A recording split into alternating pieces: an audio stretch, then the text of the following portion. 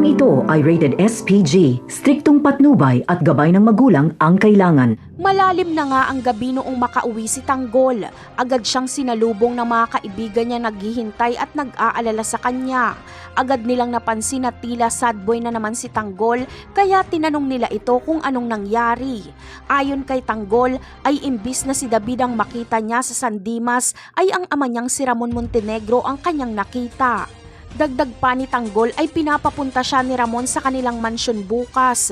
Sinabi naman ni Divina na ang tadhana na umano ang gumawa ng paraan para magkita ang mag-amang Ramon at Tanggol at pinayuhan niya si Tanggol na puntahan ng mga Montenegro para makilala nito ang tunay niyang pamilya.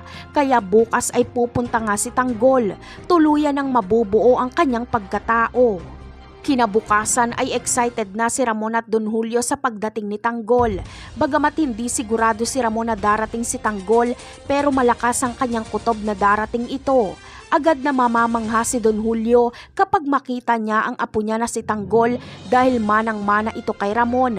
Agad na magmamano si Tanggol sa kanyang lolo Julio. Ikakatuwa ito ni Don Julio dahil ngayon niya lang ito naranasan. Kahit kailan kasi ay hindi nagmano sa kanya si David. Agad na magkakasundo si Tanggol at Don Julio.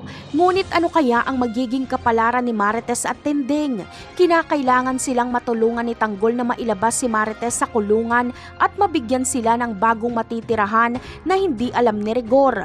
Dahil kapag makalaya si Marites at makalabas sila Rigor sa ospital ay manganganib ang buhay ni Marites dahil si Rigor mismo ang papatay sa kanya. Napakarami pa nating dapat abangan sa mga susunod na episode. Paalam!